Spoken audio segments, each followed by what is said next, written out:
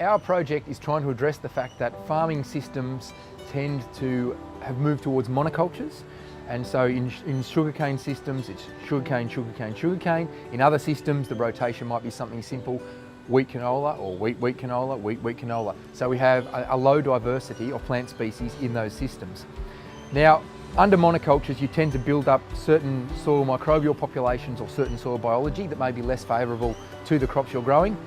In theory, if we can increase the diversity of plants in these systems, plants put out different types of carbon into the soil, and also their residues when they go to the soil tend to have different breakdown or different carbon compounds.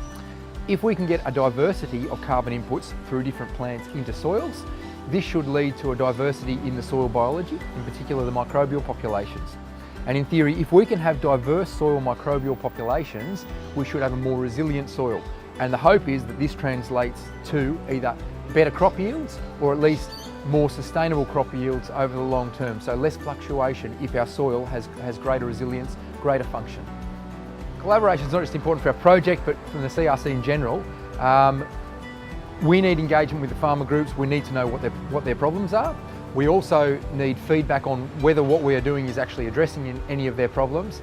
And it's good to get that throughout the project. So instead of just doing 3 years of project, taking the results, we want to sort of work with them, work with not only the grower group representatives, but the actual farmers themselves, get feedback as we go, and also we can all learn as we go as well, rather than in one hit at the end.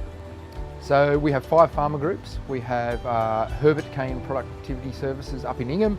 We have Facey Group over in Western Australia. We have Hart Group in South Australia, Riverine Plains just south of the river into Victoria, and Central West Farming Systems. And then in terms of research providers, we have Charles Sturt University, Wagga Wagga, Murdoch University over in Western Australia, Southern Cross Uni in Lismore, and New South Wales DPI up at Wallingbar and in Wagga Wagga.